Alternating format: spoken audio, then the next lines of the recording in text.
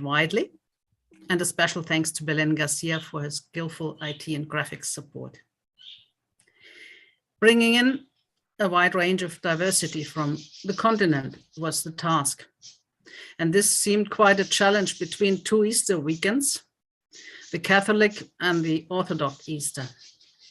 Thanks to all your flexibility and passion, we are here. So we, as scientists and engineers, we are used to deliver, aren't we? We know we are. But looking at the representation of women in STEM today, we can also see there is still some way to go. So many around us will be pointing at the figures and say, why is there not more progress? Is it worthwhile if it's so slow? Is it all worth the efforts? Why all this gender fuss? So of course they criticize mainly because they are eyeing the funds. Even though they are little, funds are always subject to envy. But sometimes, even for us volunteers, it's a reason to doubt. Will we ever get to equality? How long will it take, and what else can we do? Well, today, more than ever, there is a genuine need in society, I think, for a truly inclusive education in STEM. And it's a need worldwide. Why? STEM professions are entirely based on reality and analytical skills. Have you ever tried to build a bridge or a house based on beliefs instead of statical calculations? Distortion of reality, alternative statics, or blunt lies won't last. To master STEM professions, you will need to apply knowledge rather than manipulative force. Because of that, I would wish we had more people with a profound background in STEM everywhere in society, in research, in economy and education, but also in politics, in finance, and everywhere in power. Yes, there is no guarantee STEMettes or STEMies are highly ethical or fair. But this is why it is even more important to make the field and our society more inclusive and diverse than it is today. Saying this, I'm curious to see all those different spotlights today. And we also would like to encourage a lot of questions and interventions from you, the audience. As always, the event is live streamed on YouTube, and the recording will be available in our INWES Global YouTube channel. We'll post link in the chat. And now I may hand over to our moderator, Dr. Jenny Spiga, Assistant Professor at the University of Warwick, to lead us through the workshop. Thank you. Thank you. Good morning, everyone. Thank you, Sylvia, for the lovely introduction to the webinar. I'm Jenny Spiga. As Sylvia said, I'm Assistant Professor at the Department of Physics at the University of Warwick in the UK. And my research interests are in the area of medical physics. Let me just switch. I obtained a PhD in physics from the University of Cagliari in Italy, and since then I collaborate with the big synchrotron radiation facility in Grenoble in France. And I wanted to tell you a little bit about my personal story, as it is somehow relevant to this webinar. So I joined Warwick in 2017 after a career break for maternity and family reasons. And this was possible thanks to the Daphne Jackson Fellowships, which are amazing fellowships and opportunities here in the UK that offer researchers the opportunity to return to their career after a break of 2 or more years for family or health or caring reasons.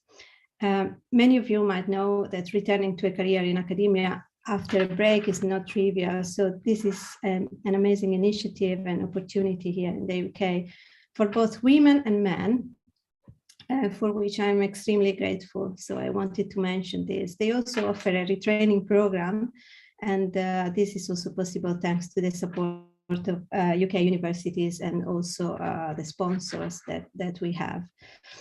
I'm also project researcher for this very interesting project on diversity and inclusion, which was funded by the University of Warwick, thanks to Professor Georgia Kremida. And it is this project is carried out in collaboration with INWES, which will be presented later on by Professor Jung Kim, and she will tell us about INWES in more detail. But let me first introduce you to the project. So it is entitled Reimagining a STEM Research Culture, Lessons Learned from 20 Years of Evolution for Inclusive Representation in Science and Engineering. So as Sylvia mentioned, we would like to bring people together by encouraging collaboration and teamwork.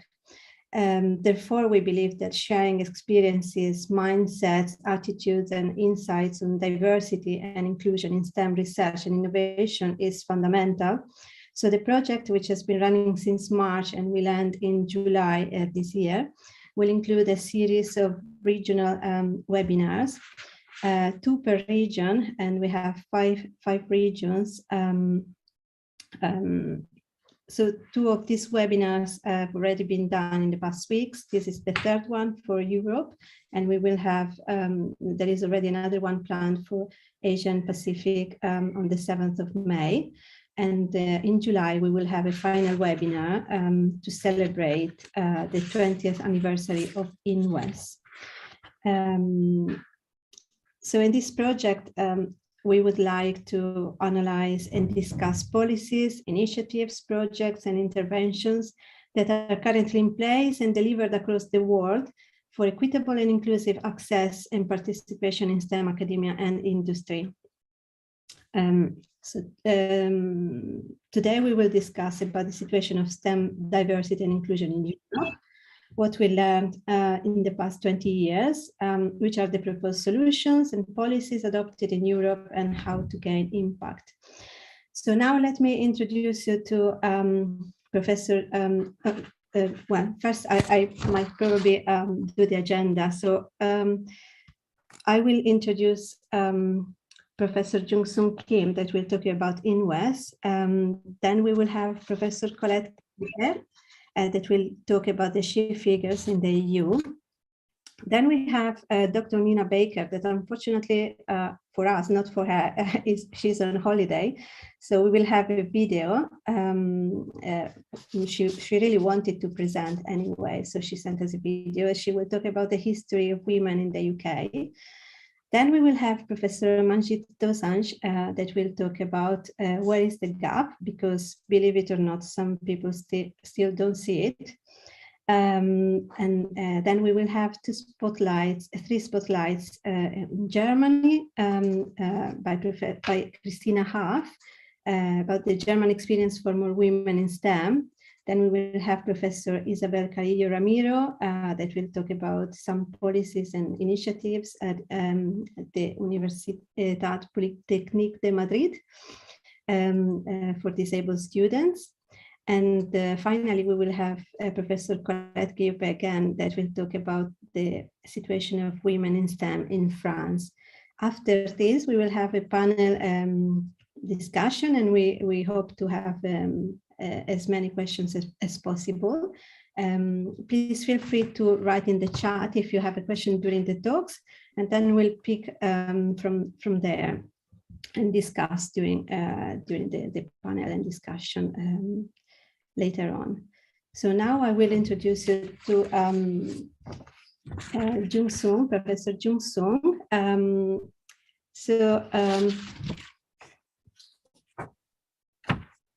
She's the current president of INWES and executive vice president of Dosanjh University in South Korea since 2019.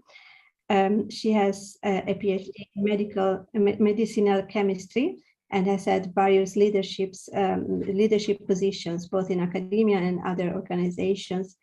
Her current work focuses on academic administration and policy research on women in STEM. And in 2019, she was also presented with a medal for her work by the Korean government. We are very honored to have you here, Professor Jung. So I leave you the floor for your presentation. Thank you.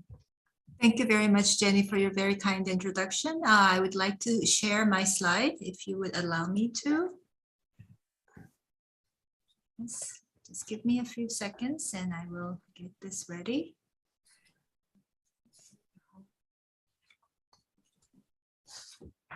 Right. Can you see my slides? Yes.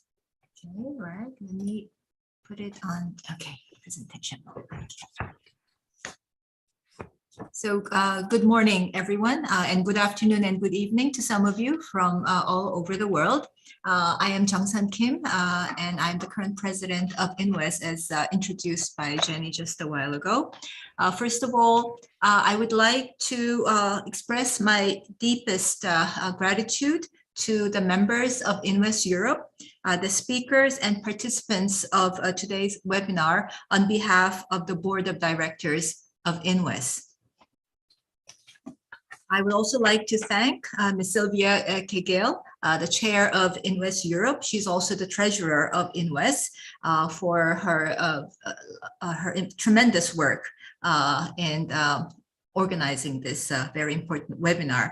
Also, thank you to Ms. Belen Garcia, who is also a board member of INWES, and she leads our IT team with Sylvia Kegel.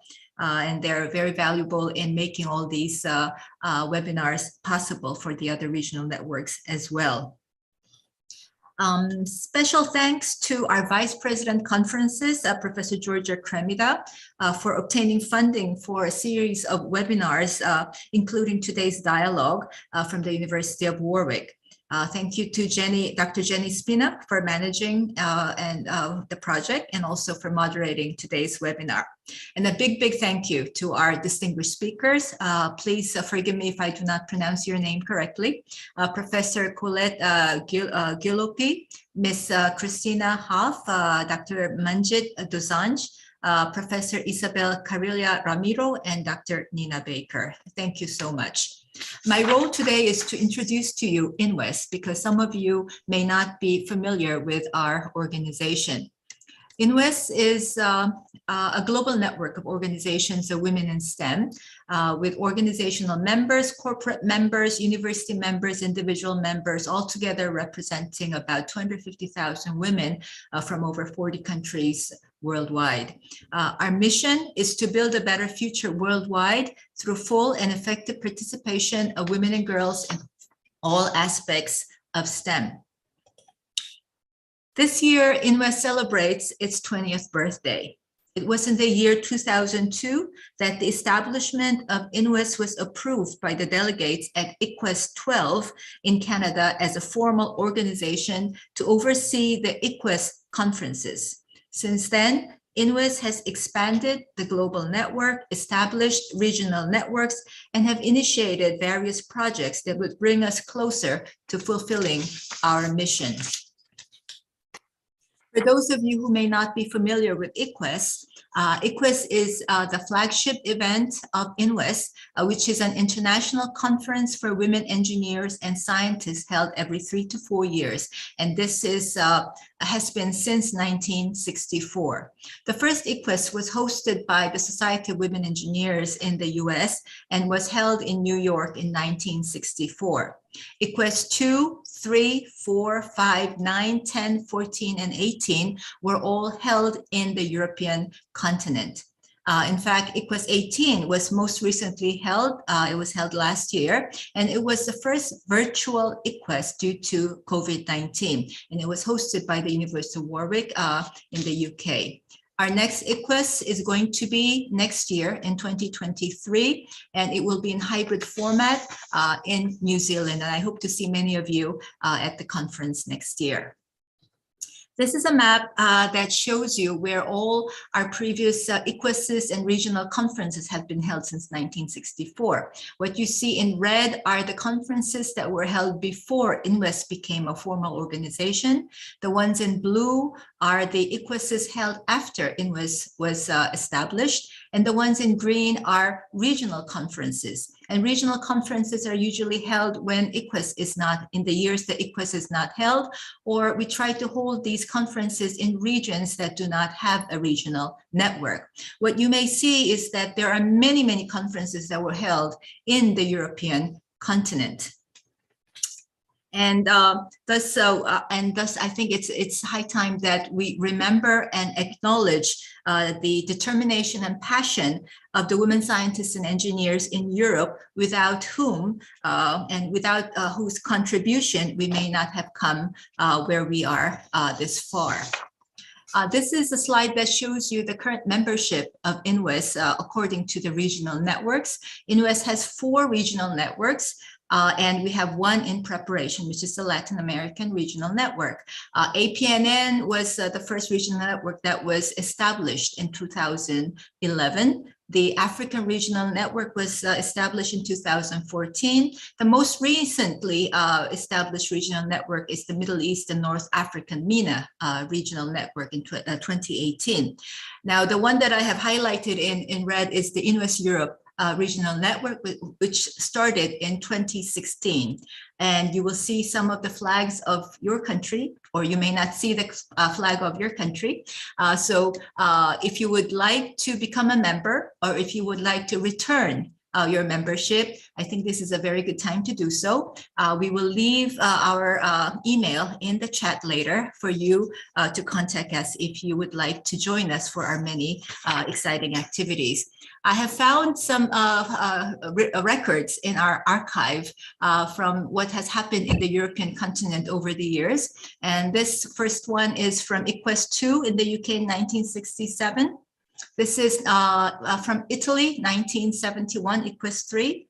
1975, the conference was held in Poland, INWES 4. INWES 5 was held in France in 1978, and it was hosted by the Femme Engineers group.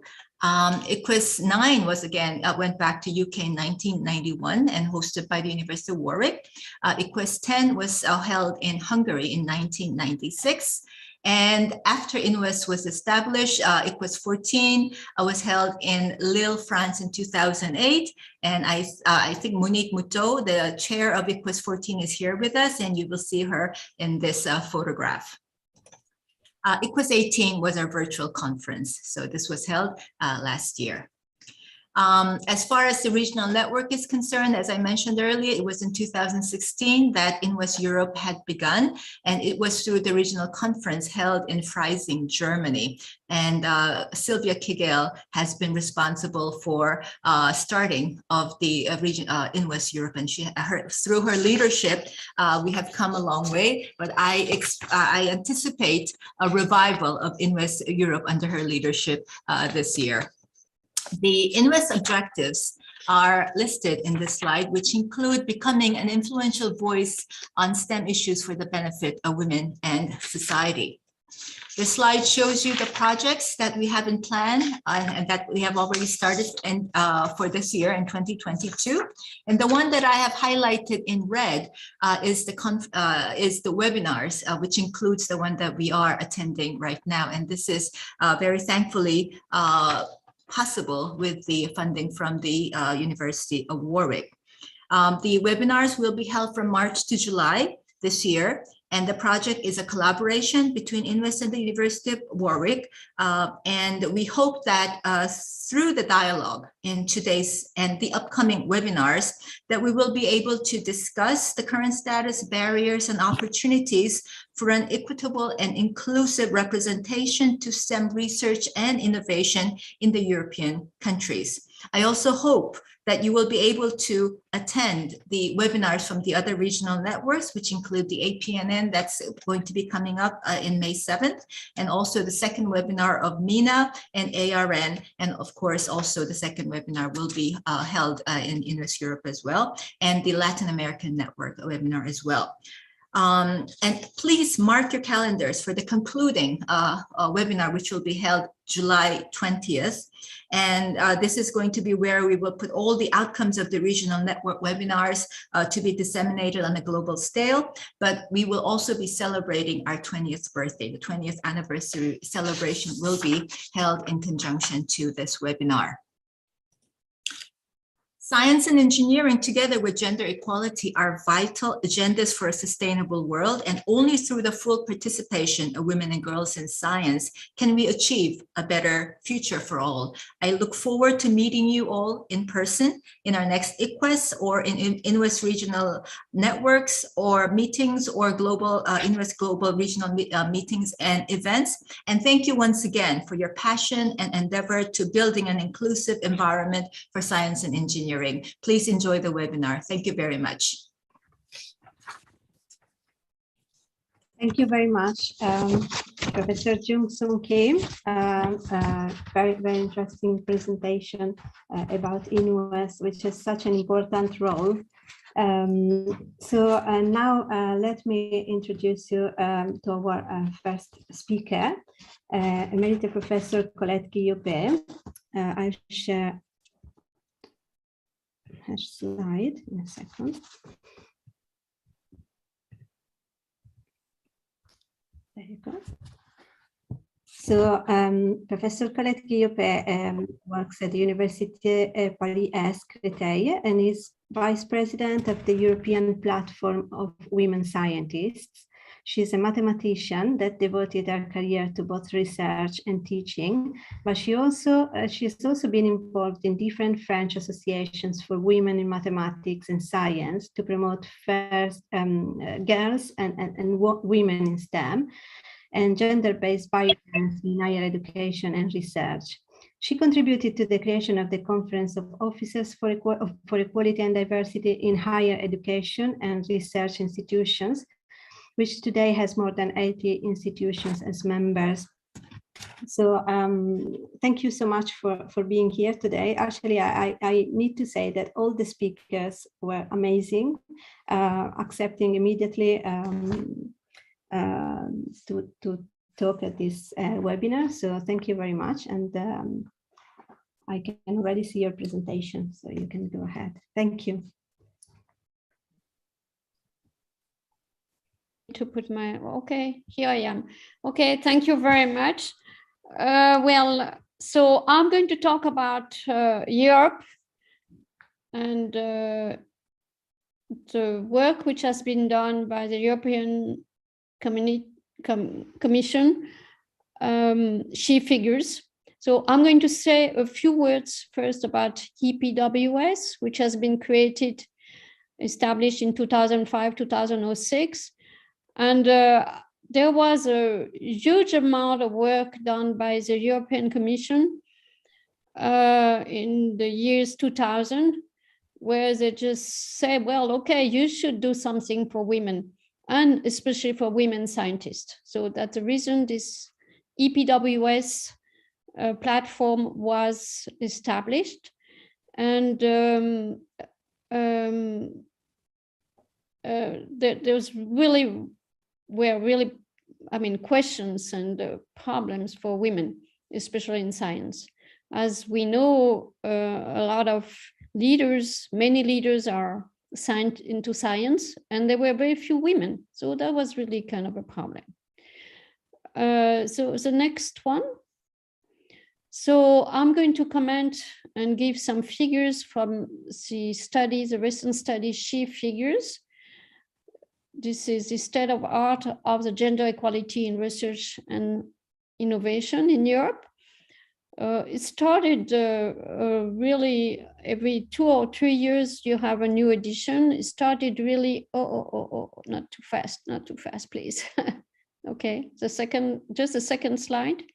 I just don't understand why it's in the middle here. Okay, thank you very much. So it started in 2012 or something like that. So it's about 10 years. So there had been, a lot here you could see all the chapters, and there had been additions, it started kind of small, and then it's really getting really big. There are a lot of data, really many data for all European countries and from over the world too. And so you could see the representation in the pool of graduate students, participation in science and technology occupations, labor market participation as researchers, working conditions of researchers. career advancement and research and innovation output results. So next one, please. So I'm going to comment about the percentage of women among doctoral graduates. So the data, they were published in 2021 and they were collected earlier, obviously. So it's the data are dating from 2018. And you could see that from, not from here, but from different reports that since 2010, the proportion of women among doctoral graduates has increased, and moving the pool of doctoral graduates closer to gender parity. So it means this is all fields, and so it's about close to 50% now, women, 50% men. And you could see some differences between countries. If you take the countries like from Switzerland, Germany, France, Spain, Italy, UK, it's between 45 and 53%. There are differences between countries. France is at the minimum among all these countries. And we have a different factor in France because, there are engineering schools and not all the students go into a doctorate. So there are cultural differences between countries, which might explain the differences. The next one. And I would like to comment too, and to say that it's very important to have doctoral students. It's for balance. So, if you don't have any doctoral students, you don't have women into research. So it's really the start.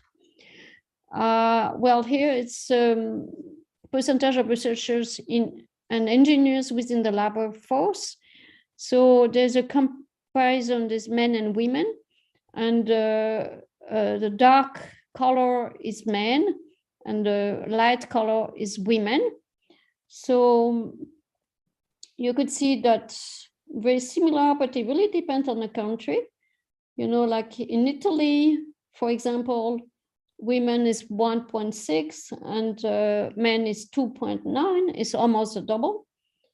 And in UK, for example, too, there are more women than men, 7.2, and men 5. And the other countries, are very similar actually, men and women. The next one, please.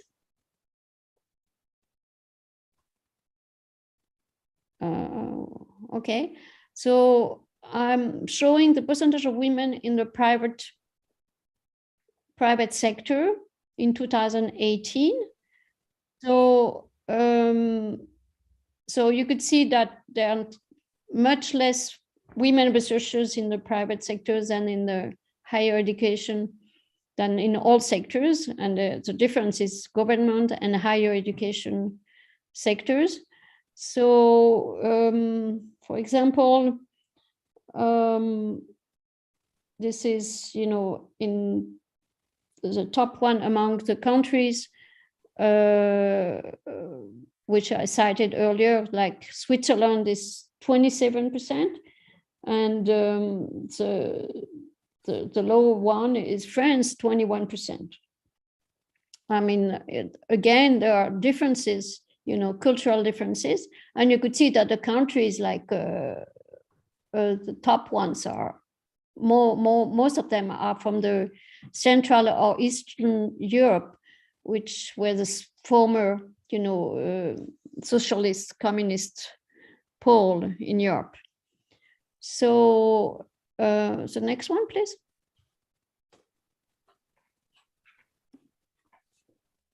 So I'm going to comment about higher education now. Women researchers in the higher education sector, they represent 42% of researchers at the European level, and they represent 43.7% in the government sector. So you could see differences too, but like the countries are cited, Switzerland, Germany, Spain, France, Italy, and UK, it's between 39 and 46%. So there are small differences, but not that many. The next one, please. This is a percentage of women at the head level in higher education.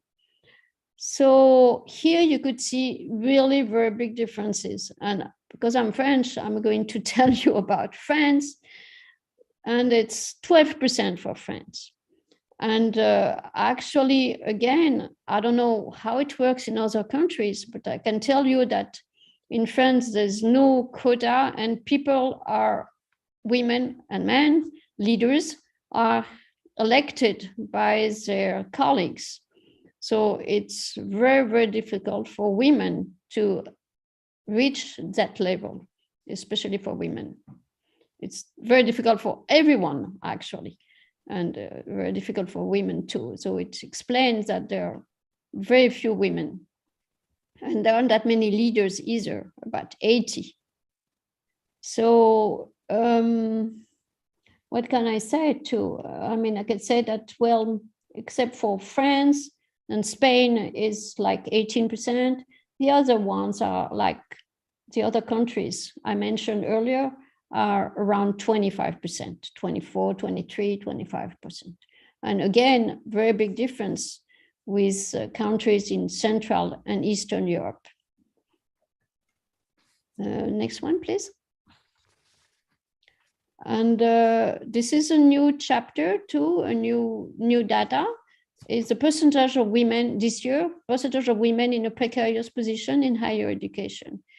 These are mainly students, doctoral students or postdoctoral students, or, well, mainly this kind of person.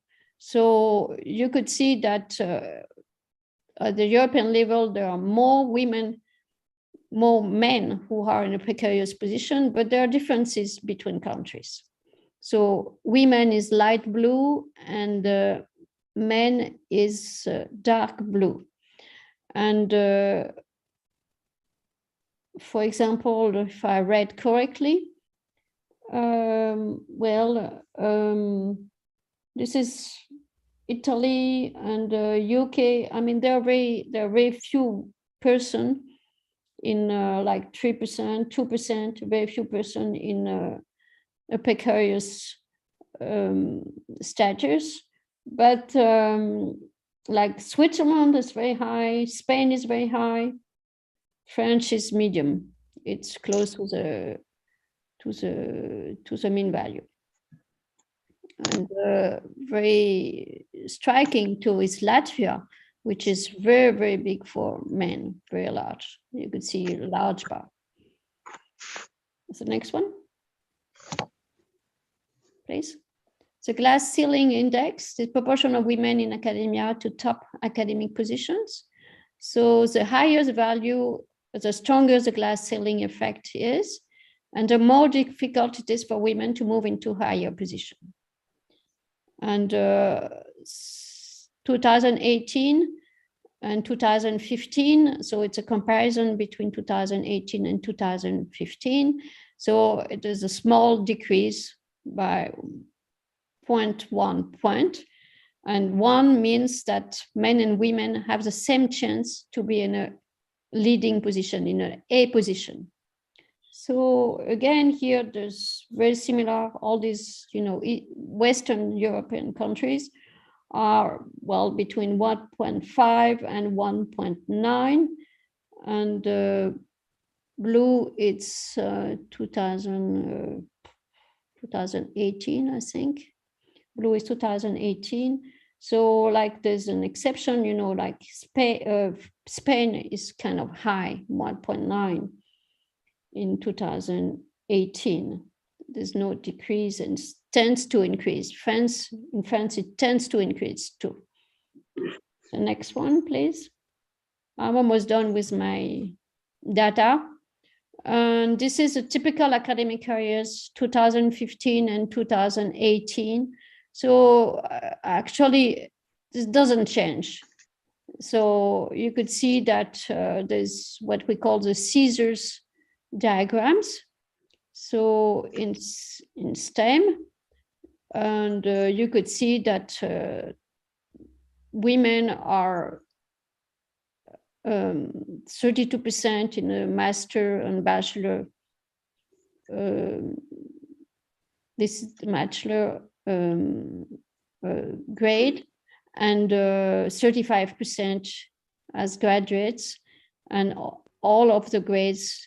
Then it's getting, you know, smaller and smaller when you start from C, beginners, to B, medium career, to A, professorship, you know, full professorship is 19%. So it doesn't change, nothing changes. The next one, please. Okay, here is just that you could see, even though the image is not very good, I'm sorry about that. So you could see all the links you could use to look into the data. I just showed a few of them, not at all of them. There are a lot of discussions, details about different countries, and there are boxes where you could see what's done in different countries. There are examples what is done for women. And the next one, please. So there's another new booklet, which is about policy briefs.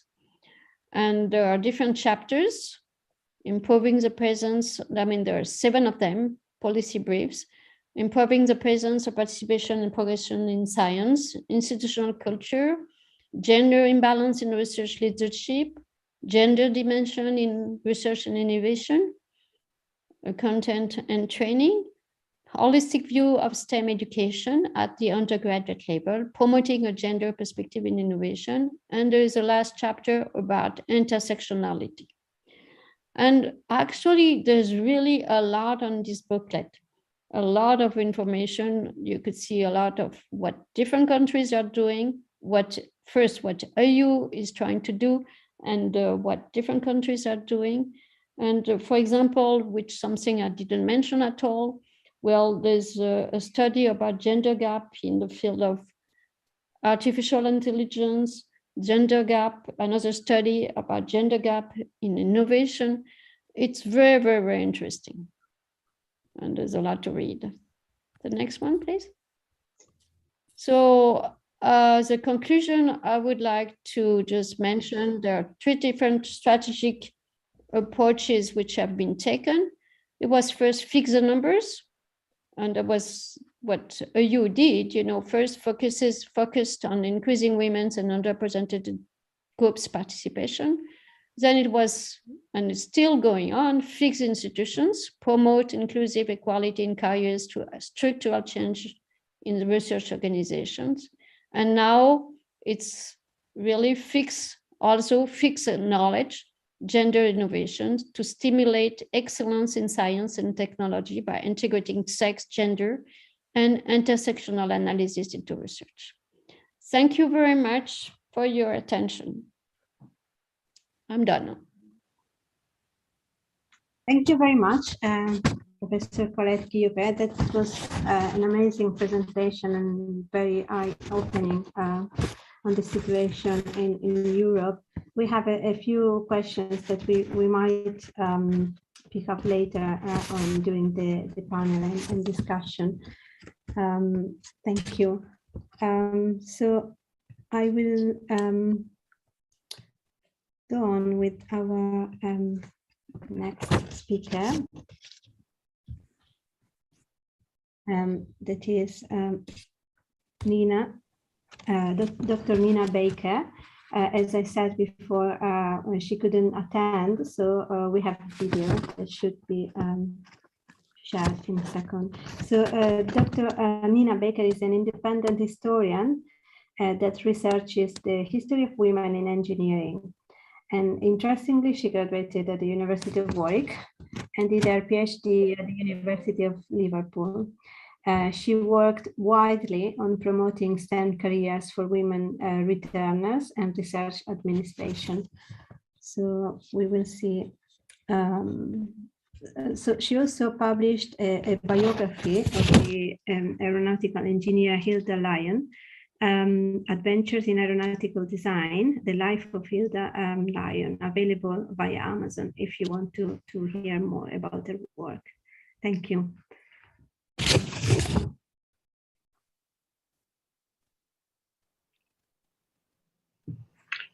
Hello, my name's Nina Baker. I'm an engineering historian specialising in the history of women in engineering. I'm going to start with two little girls, a real little girl, Henrietta Vansittart, and an imagined little girl, Fio Piccolo. So why are we going to have a mixture of real women and imagined ones? Well, I think that telling true stories is only one part of telling any story.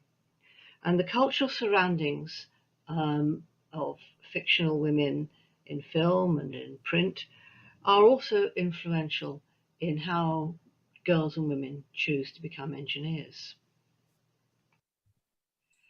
So starting off in the UK census in 1841, this was the first time the census had decided to ask men and women what occupation they had. And 512 women announced that they were blacksmiths. 102 were engineers, and we're not talking about the professional engineers we think of now, we're talking about people who worked with engines. 81 were gunsmiths. Altogether, of all the very many metal trades, adult women made up 3.6% of the total. So our history in doing certain forms of engineering goes back a long way. And I'm starting with a woman who was born at around the time of that census. Her birth date is not exactly known. But Henrietta Vansittart, she had the kind of education that was only available at that time, really, for women.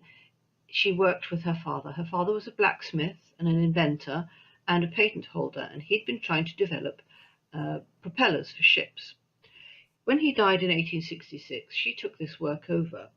And in 1868, she took out a patent on that propeller you can see in the top right-hand corner. And she was successful in going to sea with the Royal Navy at a time when women didn't, and getting her propeller accepted by the Royal Navy, which goodness knows women didn't. And her propeller, the low Vansittart propeller, was fitted to many naval ships. Quite a bit later in the 20th century, my personal heroine, Victoria Alexandrina Drummond, was born into a very impoverished Scottish aristocratic family. Her godmother was Queen Victoria, but Victoria Drummond always had to work for her living and work very hard.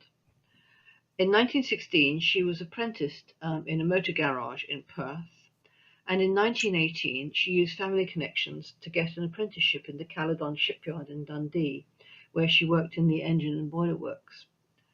In 4 years, she completed her apprenticeship, and in 1922, she became assistant engineer and later 10th engineer on a ship called the Anchises, owned by the Blue Funnel Line.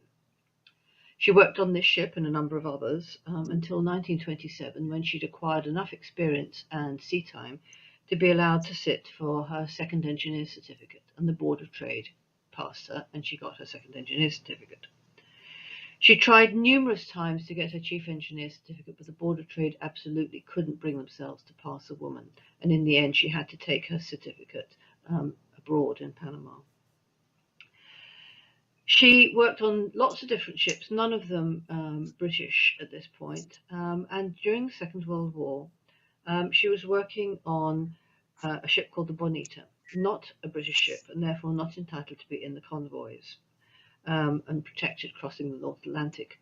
The ship was attacked by the Luftwaffe halfway across the Atlantic and damaged, and she became the hero of the hour because Victoria sent her engine room crew, the firemen and stokers, up on deck to be safe, and she managed to coax 12 knots out of a 9-knot engine and get the ship all the way across the Atlantic to America, where she was in all the papers and was the great heroine of the day, for which she was awarded an MBE and the Lloyd's Medal for Bravery at Sea. Her story was in children's comics at the time and also later in the 1960s and 70s, as in this picture. She retired in 1962 after a full life, tough life, as a ship's engineer. Fictional women doing similar sort of work. Here on the left, we have Dr. Lindsay Brigman, who designed the deep sea oil rig in a film called The Abyss. And the oil rig is used as a base for the US Navy SEAL team, which is trying to save a US Navy submarine which has sunk in the deep ocean. And we see her doing various kinds of engineering. On the right is a woman who's actually a spaceship engineer, but her spaceship and the engine room that she works in are so very similar to a ship, a marine ship, a sea ship, that I've included her here as an example of a woman doing fictional engineering. Moving to the air, women were involved in the construction and flying of aircraft almost from the beginning. The Vineling family, mostly women, introduced the novel technology of what's known as gold beater skin, which is actually the intestines of cows, specially treated to make a lightweight but very close textured material that can be used to make the gas balloons to contain hydrogen. The earliest balloons, of course, were hot air balloons, but by the time the Vineling family were employed by the Army, the Royal Engineers, in the late 19th century, the Army was using hydrogen balloons, and only gold beater skin was any use for century. Here we have Hilda Margaret Lyon. She was educated, she took a maths degree at Newnham College, Cambridge, was very good at her maths, and the first jobs she had were with aircraft companies doing stress analysis, and then she went on to do the stress analysis with the design team of the structural framing for the R101 airship at the Royal Aircraft Works at Cardington. What she saw there about the unreliability of wind tunnel results took her to MIT in America, where she did a master's thesis on how to improve the reliability of wind tunnel work. And that's her graph on the top right from her thesis, where she discovered that it wasn't necessary for airships to be quite so round at the front as had previously been thought. They could be quite a bit rounder, and that meant that they could carry more gas, because a pointy shape carries less gas than a round one. And in fact, her shape of airship also came to be applied as a description for submarines. And fictional women aircraft designers, well, here we have Theo Piccolo again. She was the fourth generation of women running an aircraft factory in the film produced by the animation house Studio Ghibli. The film is called Porco Rosso, and she's asked to do some work on this red aeroplane, which looks pretty fantastic to us with its engine stuck up on top, but that was actually based on a real Italian plane called the Macchi M33. Here we have two women who spent their whole careers trying to improve how engineering was done. Verena Holmes was the first of the Women's Engineering Society presidents who had a full life career as an engineer. She initially started as an apprentice and was sent to technical colleges to get a basic education. Later, she took a BSc in engineering at Loughborough Technical College in 1922. She had quite a number of patents in various medical devices and a diving suit. And on the left, you can see her locomotive valve patent drawing. She worked for in the Second World War. She worked for the Ministry of Aircraft Production, advising them on the best way to employ women in engineering work.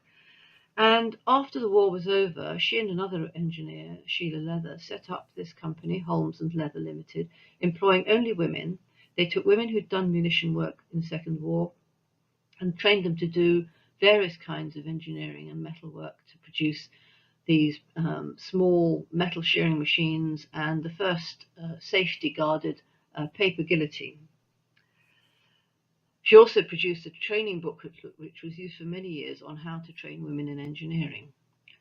On the right, we have Anne Gillespie Shaw, a Scottish woman who started off doing maths but didn't like it, and in the end graduated in industrial psychology from the University of Edinburgh. And although she was never qualified as an engineer in the usual sense, she became a chartered engineer and the first female fellow of the Institute of Production Engineers. And this was because after her degree, she went off to America and worked at Bryn Mawr University with Dr. Lillian Gilbreth, who had, with her husband, developed the science of motion study. Margaret Law was a fire engineer. She was educated in maths and physics at the University of London, and her first job was at the government's fire research establishment from 1952 to 1974, and she researched and published dozens of fire research notes on all sorts of aspects of building fires, particularly things like how fire progresses through multi-story blocks of flats, which of course were being built in post-war reconstruction. But she's best known for her work on the design for fire safety of steel constructions in skyscrapers. And this graph shows the optimal relationship between protecting steel and insulating it. Her contribution was very significant, and she got many honours in her life for this work. So here we have two more fictional engineers. On the left, a book written by a Scottish chemical engineer called Fiona Erskine. Fiona is actually still a practicing chemical engineer, writing in her spare time. And her stories are all about Jack Silver, who is a kind of the James Bond of chemical engineering. She gets sent off on various contracts and all sorts of things happen, and she has to become a kind of accidental engineer. But all of the incidents are based on things that Fiona has seen or places she's been to in the course of her own work as a chemical engineer. Slightly more fantastic, from the 1970s, the Knight Rider TV series, an American TV series about a fantastic car, computerized car called the Kit Car.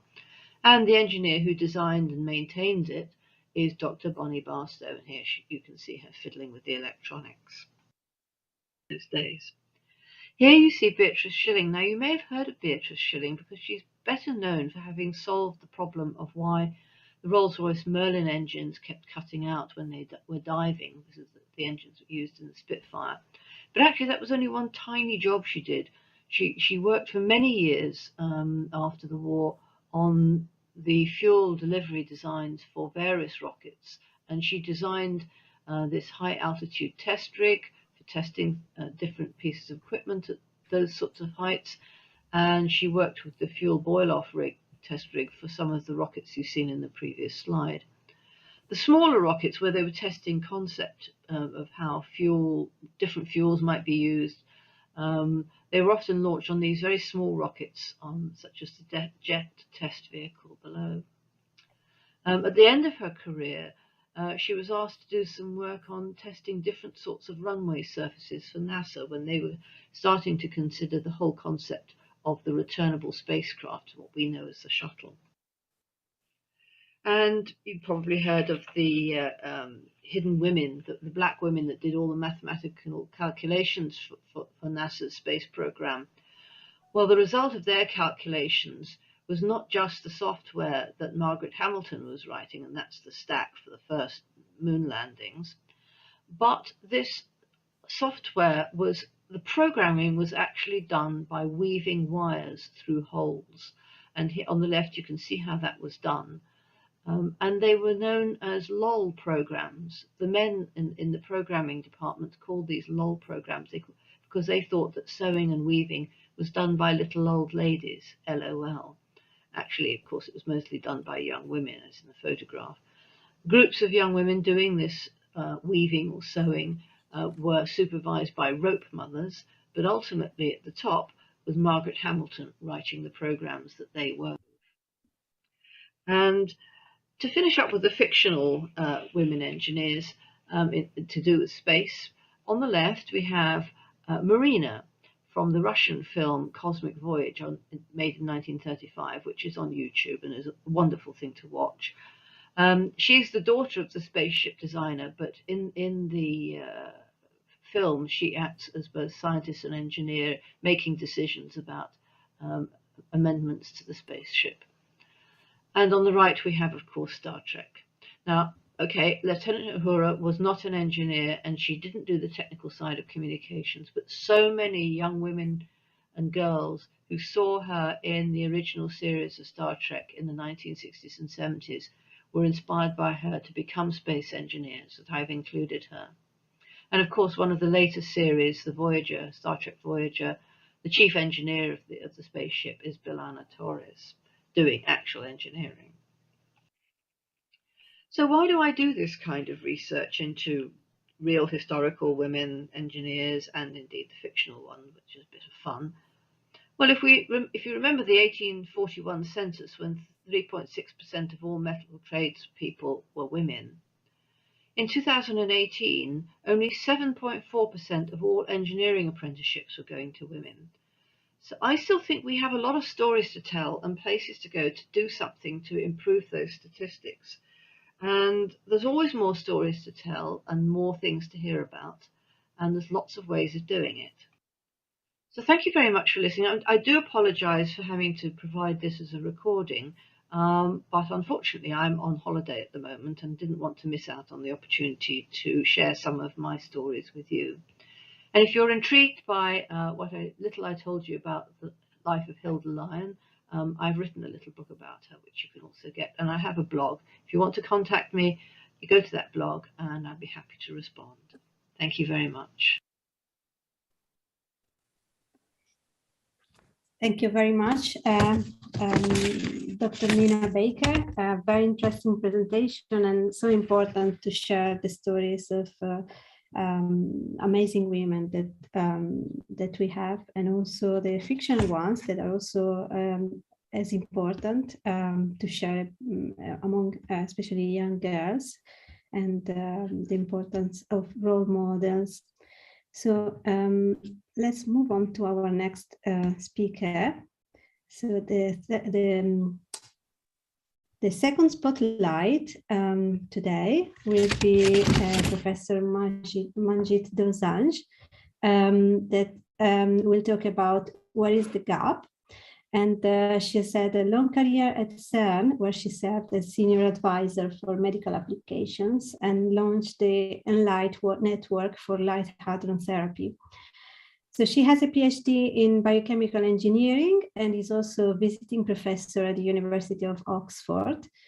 She is very passionate in promoting access to science for low middle income countries and advancing career opportunities for women in science. So it's a pleasure to have you here today, Professor Manjit Dosanjh. I leave you the space for presentation now. Thank you. Thank you, Jenny. Thank you to all of you for inviting me. And so let me see if I can.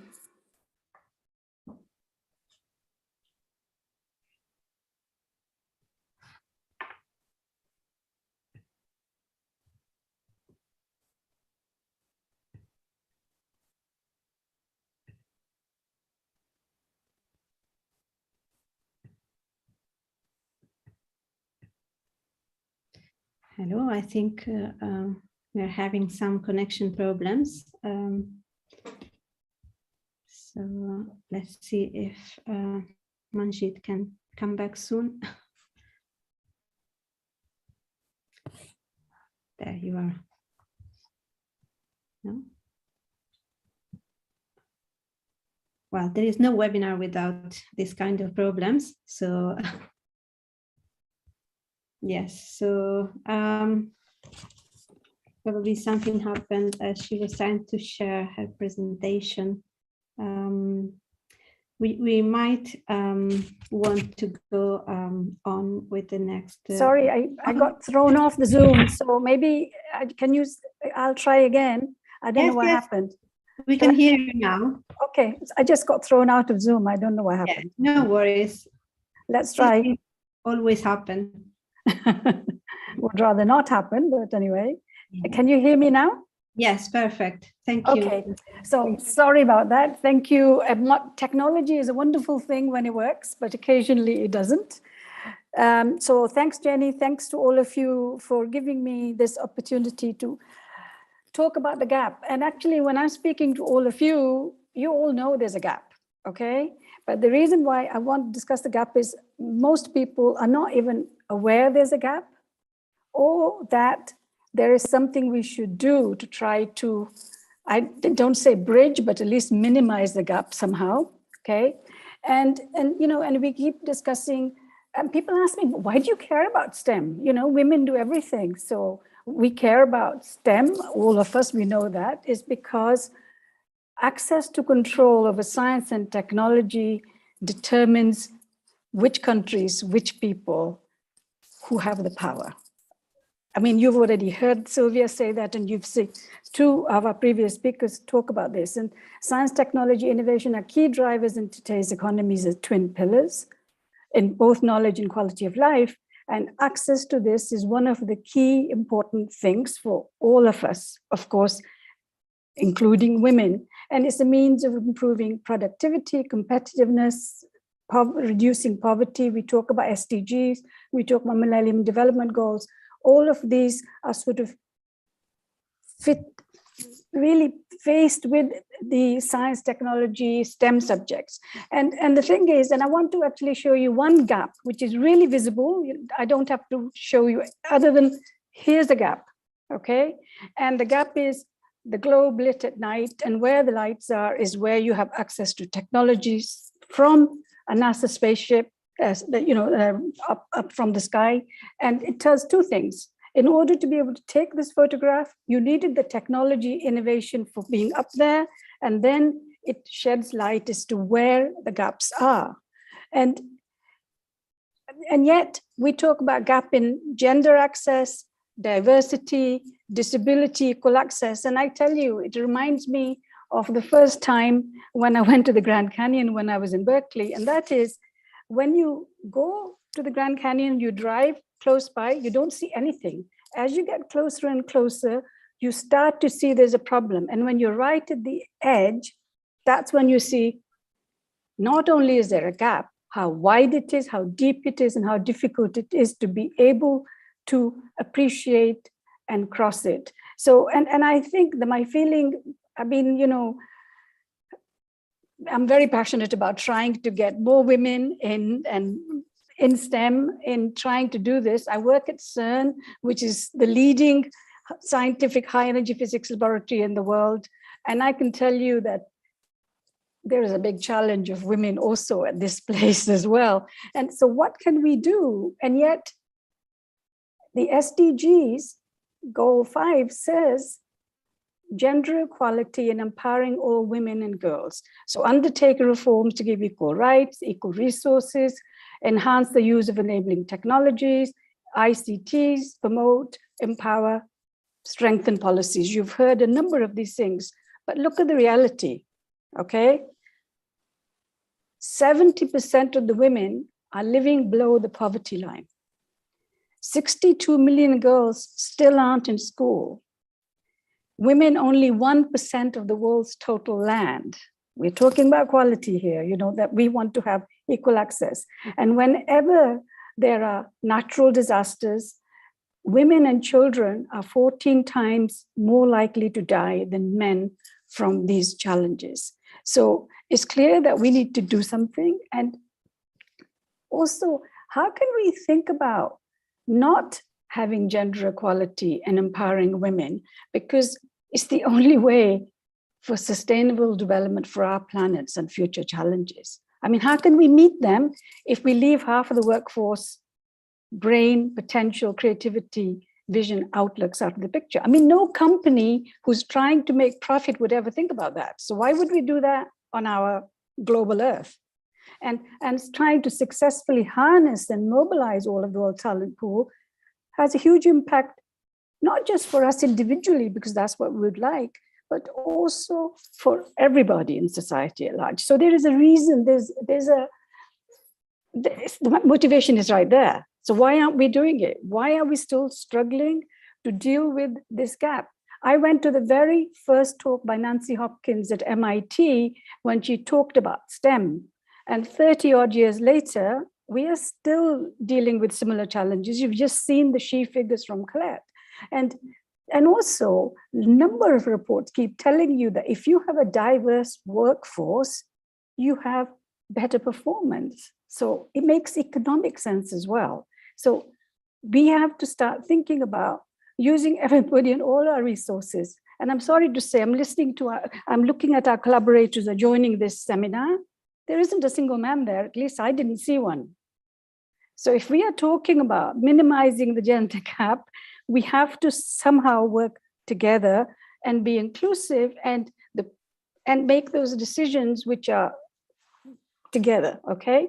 And so the recent numbers that came out of the World Economic Forum and UNESCO, both reports find that women are underrepresented in fields such as computing, digital technologies, information engineering, mathematics, and yet we are now approaching the fourth industrial digital revolution. However, women remain in a significant minority. So are we in the fourth industrial revolution going to be going even further behind? And we really need multifaceted efforts to address these gender gaps, because we are trying and we are still struggling. And this idea is true that there are more women now in leadership positions. There are better situations, but we have a director general at CERN who's a woman for the first time ever, but just having leadership on its own without the critical mass, we still don't make the changes that we need, because you've heard about the glass ceiling and the 20%, the 30%. So there's a lot more to do. So good news, I mean, not everything is bad news. Good news, there are more girls going to school. Fewer girls are forced into early marriages. More women are serving in parliament, more position leadership, laws are being put in place to advance gender equality. And I just wanted to show this because I actually organized a panel about STEM in 2013 in the UN in Geneva, and saying women are underrepresented and undermeasured. So there's a new UNESCO map now. So we are getting better, but still there are huge gaps. So what we need to carry on trying to do this. And at a first glance, as Colette has already said, it seems that women are now starting to achieve parity. And the representation has gone to 33% from 28%. That's really good. However, if you start looking at academia where I'm in, is that they tend to have shorter and less well-paid careers, and they are really underrepresented in high journal profiles. And a recent study which looked at computer science papers, and they concluded that to get gender parity in publication at this level, it would be the year 2100. So still much work to do, and this risk of the fourth industrial revolution. So now is the time, and we are here talking about engineering, but all of these technology subjects are really, really needed. I don't want to spend any time on this, but just to say that Colette has pointed all that out. So I leave this, but I leave this as a slide there. But here is our challenge: equally skilled, but where is the progress? So if you look at primary education, look at secondary education, look at tertiary education, and then you start looking at work, skilled roles, leadership. We are struggling because it's not just at grassroots, it has to be also top down as well. So we need to raise the challenge, but also raise visibility, and also for people to aware that there is a big challenge. And so the recent numbers put by World Economic Forum in gender gaps in emerging jobs, this is now the fourth industrial technology revolution. Look, I mean, we're always talking about, there's lots of content and culture and marketing, but when it comes to the jobs in where we are making decisions, we are talking about artificial intelligence, we are talking about smart future generations, we are talking about self-driving cars, self-driving cleaning robots for our houses, grass, everything. But if the women aren't part of that solution solving, is setting the parameters, the technologies that are going to come out of this, then what? So the men are going to design the technologies we have to use in our kitchen. I mean, I think we need this equal input from all of our diverse workforce, so that the innovations that are coming out are going to serve all of our society. And this is a big challenge for all of us. And this really shocked me, because I've been talking about it's going to be 100 years before we are going to reach gender parity. COVID, within 2 years has made this gender parity from 100 years to 135 years. I mean, this is like, it's not going to be happening while we are alive, all of us on this panel. So what are we going to do? And we talk about empowering and sharing, but you can't share something you don't have. So how do we do this? And one of the things is the sort of things we're doing now, but for everybody, we need to have all these guys and all these company leaders and all the academia also as part of this discussion, because we are not going to be able to do this alone because we haven't managed yet. There are small changes. So we need action. The gap must be bridged if we are to contribute and profit equally from the potential of science technology and participate meaningfully in global society, climate change, environment, all of the things that are touching us right now. And, and overcoming the gender bias is at all levels, it's multifaceted, it's multi-level, education, politics, family, equality, hiring, career path. I mean, it's a big weight, and we have to find and have to keep trying. And this is why for 30 odd years, although I love my work, I keep batting my head against a brick wall, trying to see if we can really raise this thing. And how do we do this? By sharing knowledge, empowering, teaching, mentoring. I mean, mentoring is a big deal, role models. And I'm coming from biological background. In the long history of humankind and animal kind, collaborations are what makes us successful. So I think working together is really important, and putting up ladders and leaving them there, giving a helping hand, and how to stay up the ladders. It's one thing to get there, but then how do you stay up there? And you've got to bring other people. And I'm going to finish with a cartoon because this is in my office for 20 years. I really hope this is not the only way we are going to have equality. I mean, really, it's so difficult to see this for 30, 40 years. Anyway, thank you for listening. And I appreciate having the opportunity to be able to say a few words. But I don't have any easy answers, but we need multifaceted solutions, and we have to keep trying. Thank you. Thank you so much, Manjit. That was an amazing presentation and very inspiring. As you said, we really need to get together and do something now.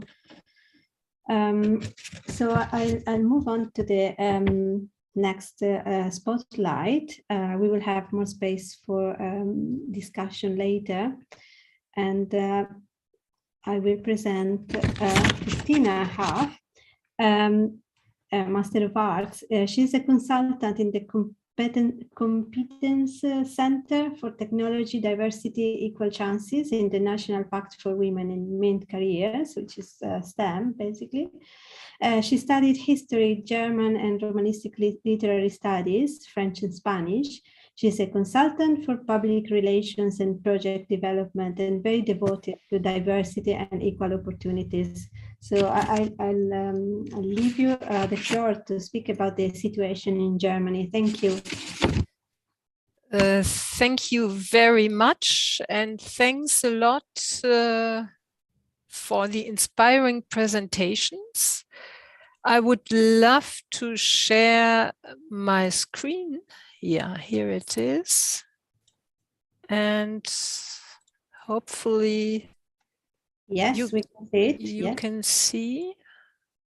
Fine. So let me very shortly introduce myself. I'm Christina Haaf, and many thanks for the opportunity to have a global dialogue, because we all have the same problem, it seems to be, and we're seeking for solution, and to learn from each other, I think, is very important.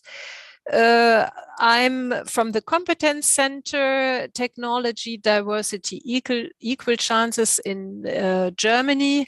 I'm a social scientist. I'm not a STEM woman. I think the only one in this round today.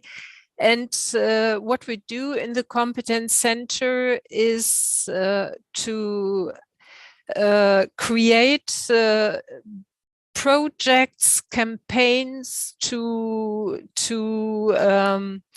put the gender knowledge into practice, and in this way we promote equal chances. And in the last 20 years, we developed the German Girls' Day and other projects. And I have now the challenge to give a very short insight in what was going on in Germany in the last 20 years.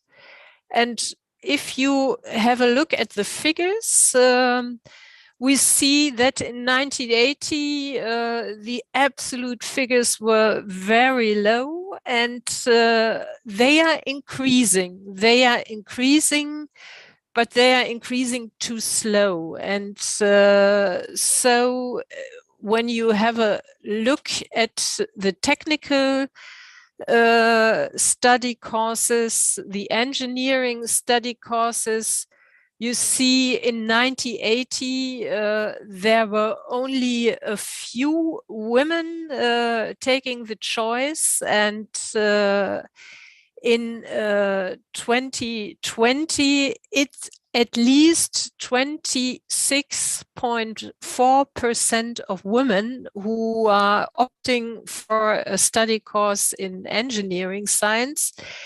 And this is a progress, you must say so, but it's far too slow. And when you have a look at the degrees, you see the same picture.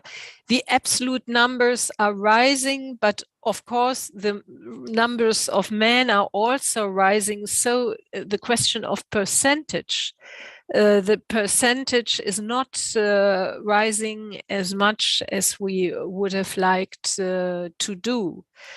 And in the natural science and mathematics, the picture is a bit different. When you have a look here, you see the numbers have been higher since 1980. And we have quite a parity, or it seems that we have quite parity. But you have to look at it a bit closer, because many of those who are opting for a study course in natural science later on are going to school, are working as teachers, and are not going further for scientific careers. But at least we see there is a certain pool of women we want to activate, and the same picture when you look at the degrees. So there are plenty of things to do, and when you look further among researchers, the share of women is only 23%, and when it comes to R&D personnel, it's 43% in universities, 41% in the government sector. But of course, when you have a closer look in the hierarchies, you see there is a certain pool, but there always is a glass ceiling. And the proportion of professorships shows this glass ceiling very clearly. In the humanity, 39%, and it's shaming, because in humanities, most or la plupart, most of the students are females, and when you have a look at the professorship, it's the scissor is represented here very clearly. In mathematics, natural science, nearly 20%. In engineering, nearly 14%. So there is, you see the picture, we are on the way in Germany. And when you remember the numbers Colette has shown us on the European level, we're not at the top of the movement. But we're trying hard, and I will talk a bit about what happened in Germany the last 20 years. In 2002, we started with a German Girls' Day, Future Prospects for Girls, and today in Germany is the Girls' Day. And the Chancellor Olaf Scholz will greet girls in the Chancellor Bundeskanzleramt. I don't know the word in English. And the Girls' Day is all about, it's 1 day per year where the female students at schools from 14 years on have the opportunity to visit technical, to explore technical professions. They enter technical companies, they enter technical faculties at the university, and it's all about broaden their professional perspectives. We want to broaden the perspective of their career choice. And also, when you remember Colette saying, stop fixing the woman, fix the system. You see, we started, and of course it's important to do so, to support the girls, to show them the opportunities STEM offers for them. And we started a Boys' Day because it's all about a question of stereotypical thinking. The boys having the opportunity to explore the social professions and to explore professions where boys normally are underrepresented. But then the girls, after having a good experience at a technical faculty, for instance, they come back at home, they find their parents saying something like, oh, my lovely little girl, and I see her alone in a technical faculty. Are you sure that's the thing you are wanting to do? So we started in 2016 the expert portal Cliché Free, and this addresses the multipliers of career orientation. This project addresses teachers and schools and universities and Federal Agency of Work to provide them with material to go for a stereotypical free, cliché-free career orientation. And when talking about STEM, from 2008 to 2021, we had the National Pact for Women in STEM careers. MINT is the German word for STEM. And this was all about reuniting the multipliers in a pact. The multipliers responsible for career orientation, but also big companies and those responsible also for training. And we had at the end 350 partners, and the thing was, how can we put the gender knowledge into practice? Only when we can learn from each other, when we have best practice exchange, when we know what type of interventions had been very successful, And since 2008, this you can see the numbers of first-year students in the STEM study courses has risen a bit faster than the years before. And I think it was a very important thing, because in the years before starting an engineering study, you were thinking, well, study is one thing, working is what comes after. And for instance, the companies had the reputation, they are not so in favor for female engineers. And when it comes to the question to choose a man or a woman, they would prefer a man. And with a pact, the companies had the opportunity to show that at least some of them changed, and that they are much more aware nowadays than 20 years ago of the importance of diverse people working for them.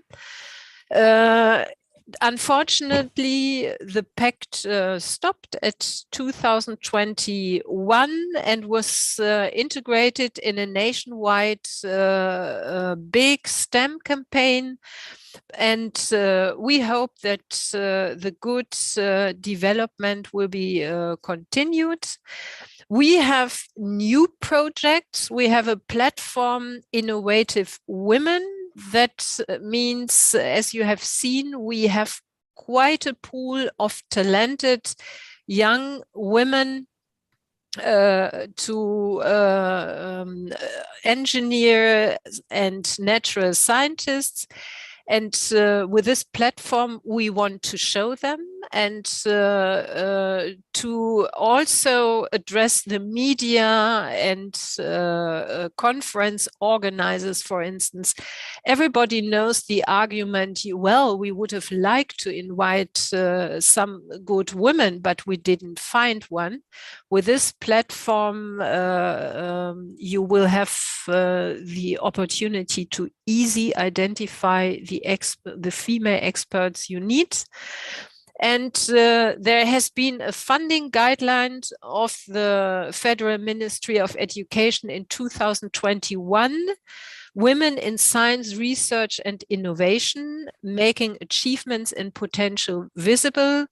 And we also have a new project. For the first time, all the different projects funded under the scheme are coordinated by this so-called META project to really strengthen the effects and to contribute in a joint effort for more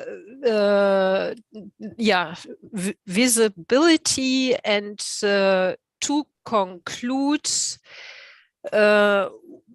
I really want to stress what the other participants said. We need more gender knowledge. We have gender knowledge, but we need it to put into practice.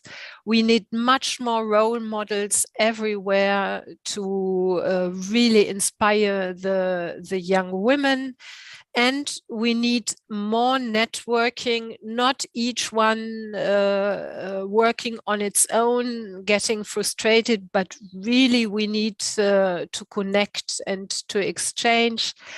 And so I'm looking forward to the ongoing exchange of good practices and experiences we have here. Thank you very much.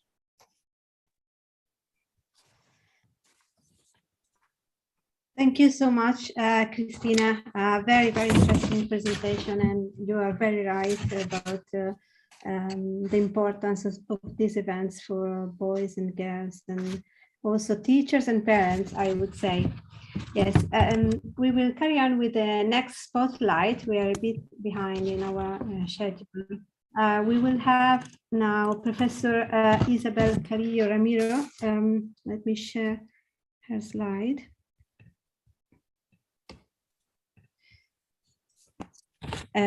She's a professor in chemical engineering at UPM Madrid and dean of the School of Industrial Design and Engineering.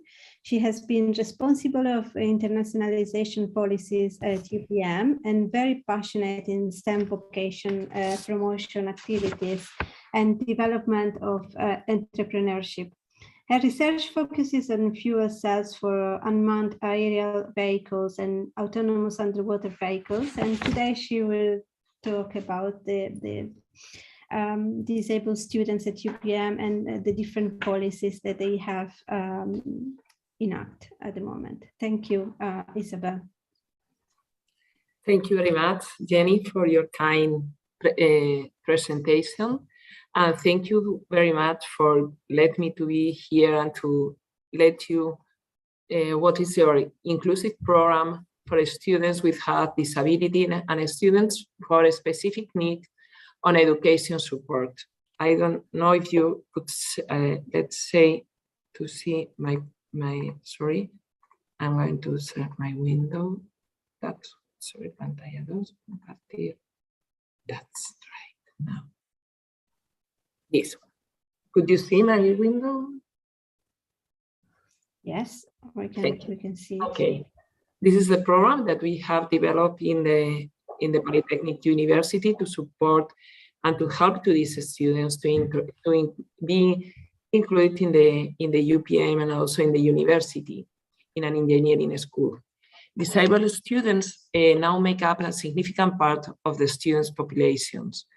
The Convention Rights on the Right Disabilities recognize the right of the people with disabilities and special needs to be to have a good education, to reach the same education and the same competences that all of the rest of the students. For this, students have, the university has a very special role in order to include these people with these difficulties and not to let it in one side. The university should be inclusive and incorporate the diversity in all our activities. We only could achieve a good university and a good education only if we are all together, men, women, and people with special necessities. First of all, let me to introduce in a very few words my university. My university is the Universidad Politécnica de Madrid in Spain and covers all the fields of engineering and architecture school. We are the biggest university in the engineering field in Spain. We are distributed along in different centers and in different campuses in Madrid. Concretely, my school is the School of Industrial Engineering and Design, which is situated very close to the railway station in Atocha, close in the center of Madrid, which is the chart or the history of or how we developed this program. In 2020, the status of UPM incorporate the attention for disability. This was created by the Visorate for students, and afterwards they created a responsible people from this unit. Now, actually, it's Maria Luisa San Francisco, and they decided to have a coordinator in its centers. Before this creation, in schools, every teachers and every dean make what they could to help to the students that we have with disability problems. Now the situation changed, and as we thought that is so important, this program is directed by the university manager. And it not only covered to pay attention for the students, also for the faculty, for the staff, and for visitors with disability or special needs. As I commented previously, is recognized for being a student to participate in this program, you have to have recognized the disability or the health conditions or disorder that limit or prevent the full and effective participation in the university activity under equal conditions. This inclusive program has direct action and indirect action. Direct action is adapt resources for this kind of, for these people, adaptations, curricular adaptation, and special program for them. Indirect action is workshop, dissemination action, and also make all campuses accessibility to all people. We have to educate to our students, helping them, but without decrease the required academic level. We mean that we are engineers and we have to educate it for it. In this, the mission of the unit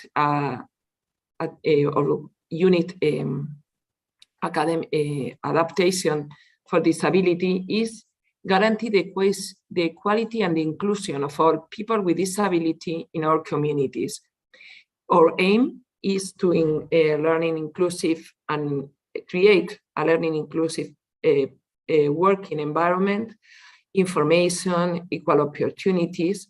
All of the unit, this program, the WAC, belongs to the CRUE, which is the organization of all the Spanish university, and also for a special network, STATU, who supports services for people with disabilities. We are now 56 of the other Spanish university, in which they have different or similar programs to us. We have in each center of the UPM, in each school, we have a special WAC center, which has a coordinator in order to integrate and to help to these students along the period in the university. We have a special mentor program with a tutor, a teacher, that gives his normal classes. After his work, he has to take care of these students in order to help them to introduce and to acquire or to solve the difficulties that they have. And also we develop the curricular adaptations. For instance, in our school, the WAC city agency is created by one coordinator. Down from the afters, we have a UPM coordinator. Also, this is in relation with the dean of the students, who is the responsible of the academic organization of the school. And also we have a tutor coordinator, which is the teacher, another who is responsible for teachers that helps to these students. This tutor talked when there is a problem and also orientate how teachers have to help to our students that have this kind of programs. In this scheme, you could see more or less what is the main role of this program. We have diffusions about the activities that we have, and also we try to contact with the students, because the students with special necessities don't have we couldn't have an access to the list for these students. Is the student that who has the necessity to put in contact with us. When a student has this kind of necessity, talk to the coordinator of the city. He assigned a tutor and beginning to try to help him or her in order to make their curricular adaptation. They are made it by the coordinator of the UPM, and afterwards they send us and we send it to the teachers, to the tutor.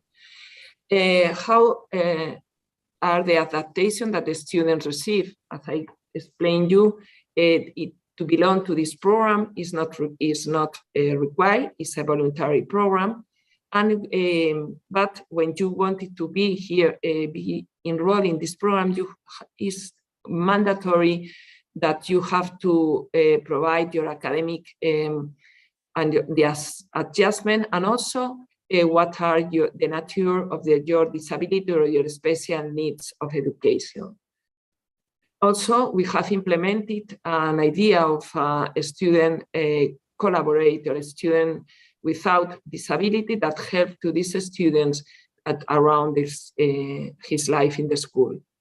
In the facilities that the students could reach is curricular adaptation, technological service. We have some special, concretely in my school, we have some students with special necessities and disability that needs this kind of apparatus to read it and to look with and manage with his eyes. They could only, they have special programs.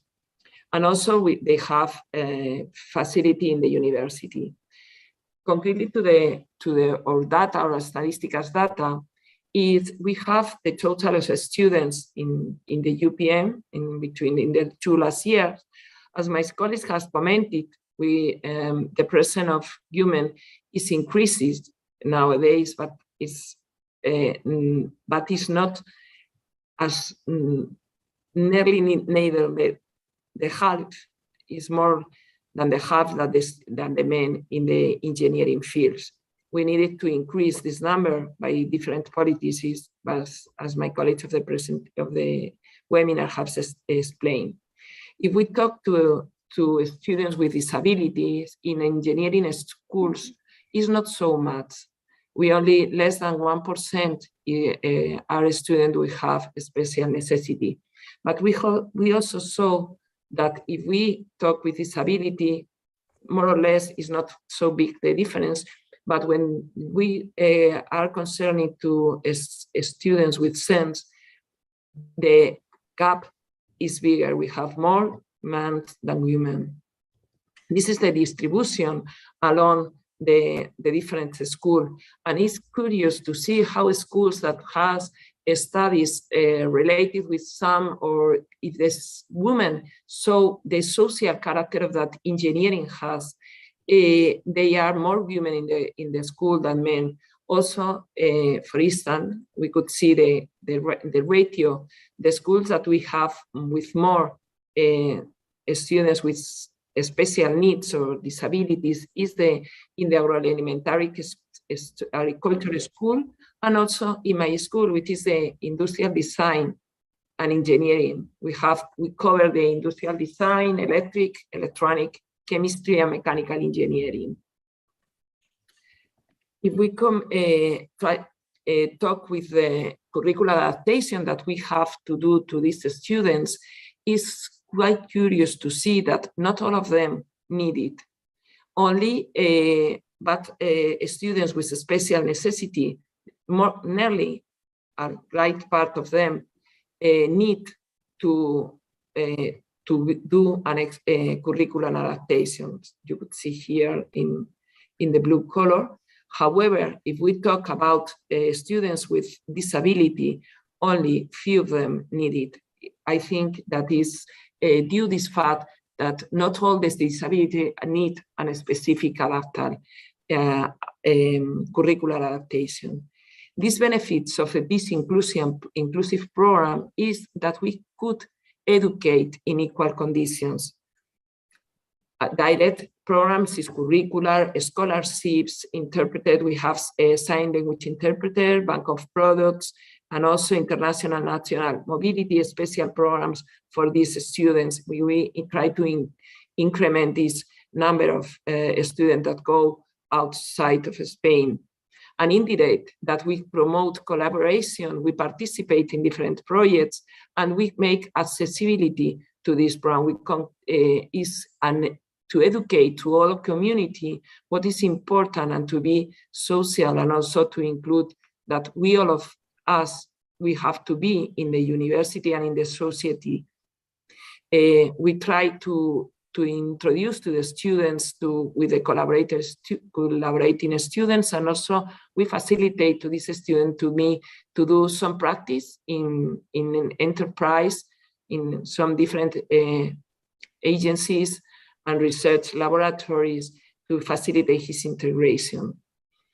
in few words, we could say that this program benefits to the students because it's a personal enrichment, to the teachers because it's a professional challenge. We have to learn how to treat and to help to these students, and it's not so easy in some cases. For the university, it's a mandatory, it's an excellence and a social responsibility, and for the society, this program helps to the diversity of talent.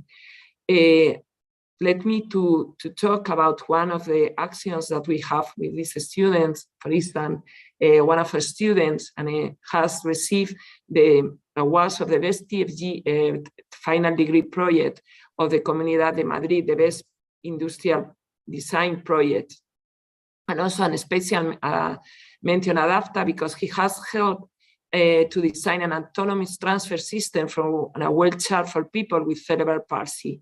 The student that you could see here in the image is one of our students that we have in our school. Another award is the James Dyson Award in 2020. It's won by another student with Dream Brew, who make a modular mask to improve the mechanical ventilations that have the people who are in the hospital. This are some of the projects that we do with our students in order to conscious and to help to the other ones. Moreover, in the university, we have also an equal unity whose mission is that every student, all staffs and all members should be treated in dignity and mutual recognized respect. And also we try to help to promote STEM vocation in the students in order to participate in different ferias, workshops, and UPM technologies or demonstration in the schools and high school. We have a STEM a special program because we thought, as my colleagues commented, and I don't want it to increase this part, is necessary to be and to educate our girls and boys to be at the end to reach and we have more engineering and more science in all the engineering and science studies. Thank you very much for your attention, and this is our mails and our contacts. If you need any question, we could talk about after. And thank you again for the organization to let me the opportunity to be here. Thank you very much. Thank you so much, Isabel. It was an impressive presentation, and you are doing a great job there in Spain. I hope there are similar initiatives everywhere. So now we will continue with Professor Colette again.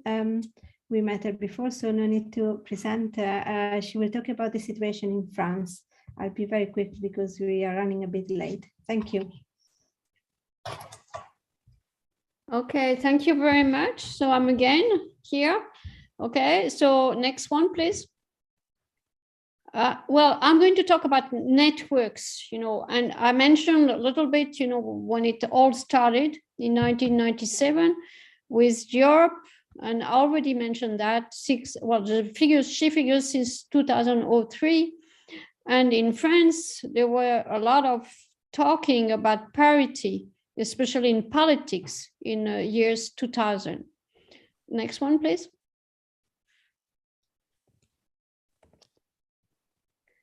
Okay, again here, in this scheme here is the evolution of the proportion of women among grade A academic positions.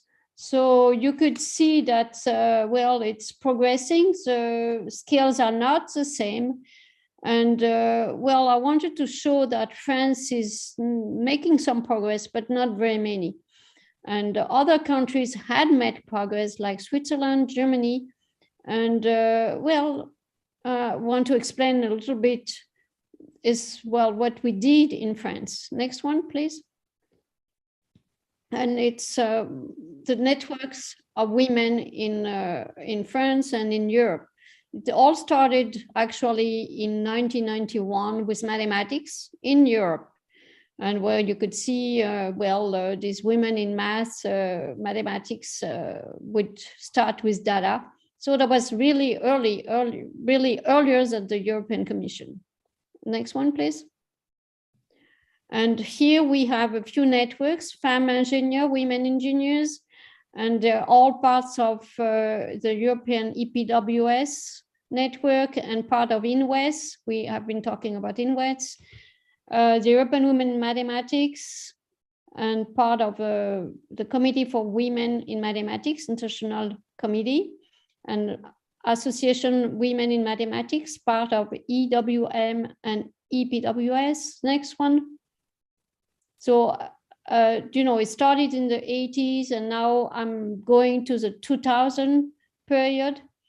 So there's a creation of Women in Science, and the creation of ECPA, ELBUJ, Women on the Move, the European Platform of Women Scientists, African Women in Mathematical Association in 2013. The Committee for Women in Mathematics was established in 2015.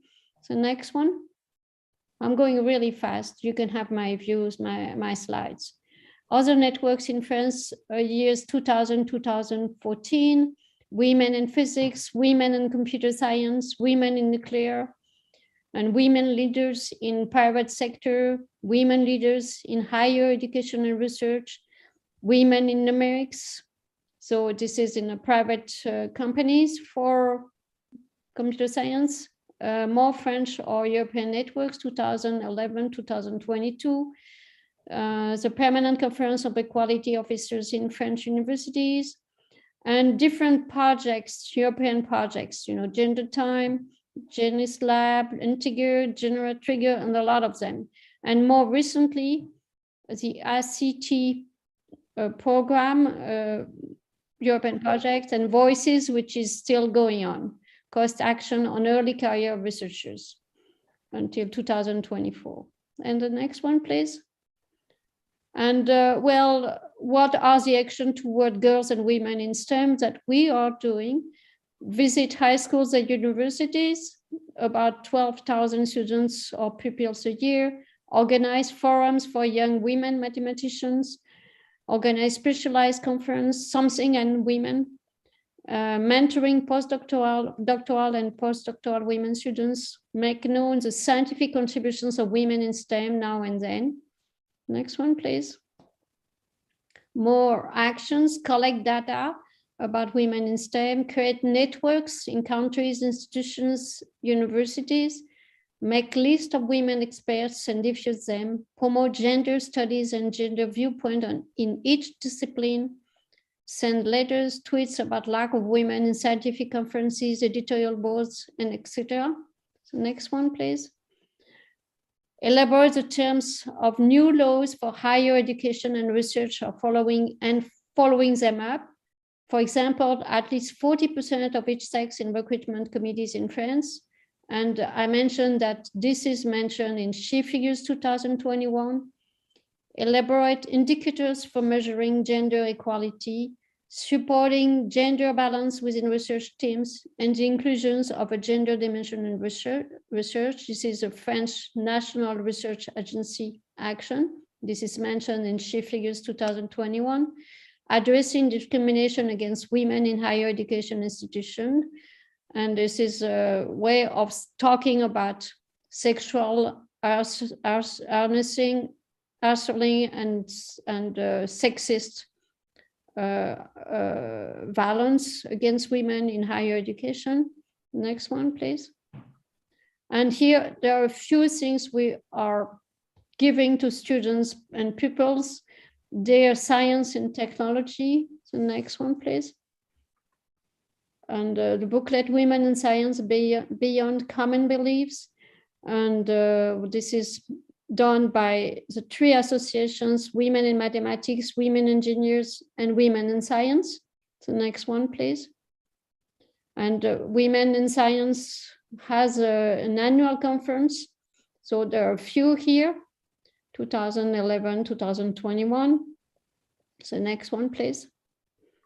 Women and Mathematics organize Girls and Math and Computer Science days only for girls. This is all over France, and there are 20 such days, 15 to 20 such days, and about 2 girls a year are being exposed to these days. And the next one, please. These are small workshop, 3-day workshops for high school students, only girls, who are especially interested in math and computer science. Next one. And here we publish books, and a book about Sophie Germain. This is in French. All of these are in French. 40 scientific women from the 18th century to today. Next one, please. And well, you could see what there is in this booklet, about science women. Next one, please. And we have videos of women scientists, so you could on YouTube that you could watch, or in French. Next one, please. And this is this international study which have participated into and is still continuing into the Standing Committee for Gender Equality in Science. And there are a lot. We're trying to have everyone put up the recommendations, which are, classical, but that a lot of people try to move towards the same direction. The next one, please. What about governments? Quotas are very difficult in some countries in the field of education, but exist in politics. This is a case of France. But there's no quotas for decision-making positions. I mentioned that earlier, especially in higher education. There are chairs for women, well, in some countries, not in France. Germany was able to have more women mathematicians, for example, because of these chairs. And there are a lot of laws, conventions, charters, and very often it's without any budget. So you're supposed to do that on your free time. There are guides, recommendations, for example, guide for public communication without sex stereotype in France. The next one, please.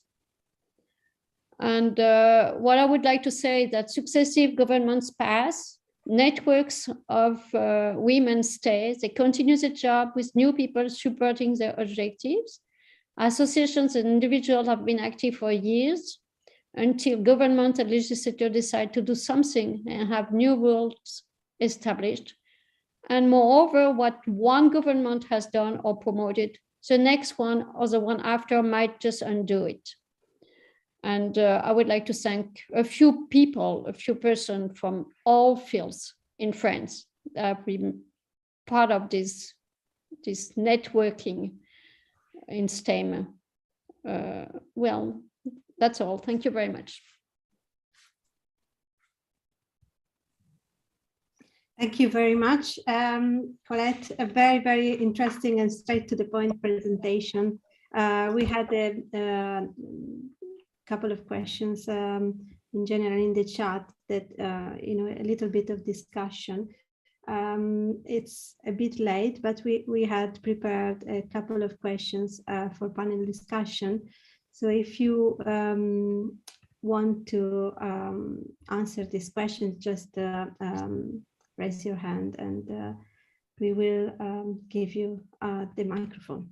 So the first question is the most important learnings from 20 years, your learnings, and how to get impact if you have any. We've already discussed a bit of this, but if you have more to say, that would be great. So I can already see a few hands. We have Rufina. Yes. She has a question. Hi.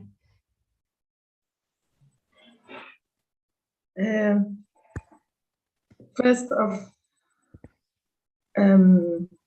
of all, I would like to ask you if I can speak French, because my English is very bad.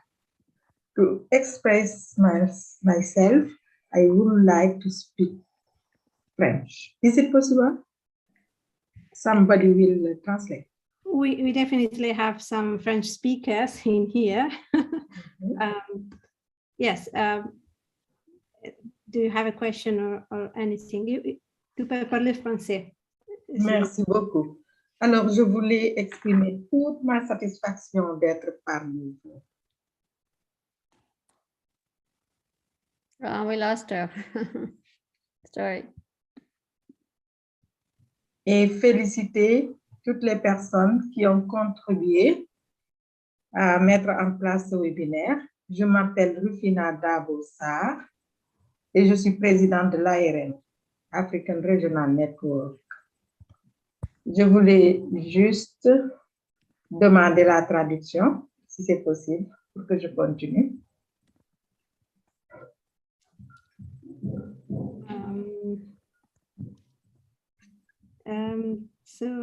Maybe Colette, would you like to help with this? Yes. What Rufina said is that she thanked very much what we have been doing today and the conference speakers, and she would like to have the translation into French. That's what I guess I understood. Thank you very much. Thank you. So I don't think we plan to have the French translation. What do you think, Sylvia?